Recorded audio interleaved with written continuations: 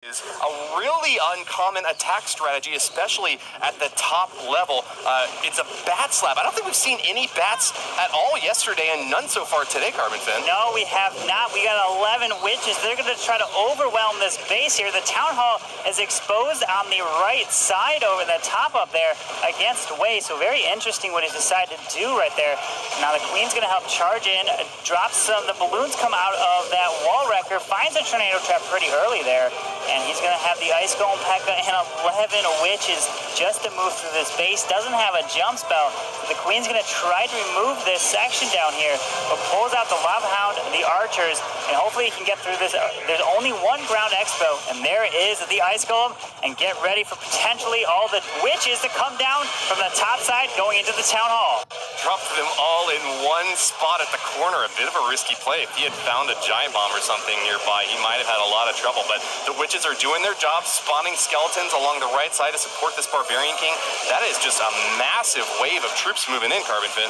Now he's going to try to overwhelm this Town Hall. He still has 5 bats and 3 freezes. He can try to use that and freeze all the splash damage as the bats are moving around.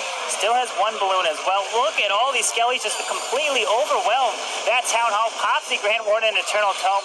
Doesn't have the Queen ability anymore, but she's working her way through the middle and the core of this base. And here comes the bats from the bottom side. He's going to use 3 freezes, at least on this bottom section.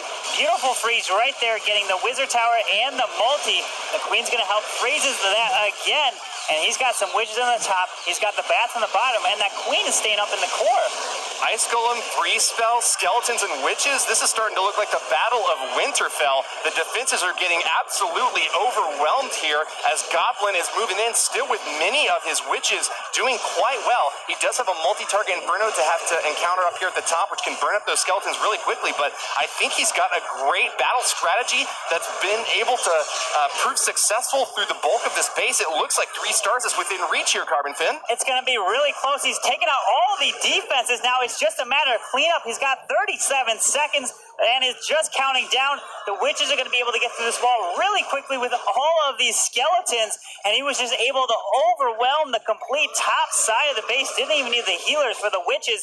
Use that Grand Warden and Eternal Tome. There's only 20 seconds left, and this looks like it's going to be the first 3-star here for proc of the day. They definitely needed this. What a clutch attack. Dodging giant bombs all day long. Goblin with an unconventional strategy scores the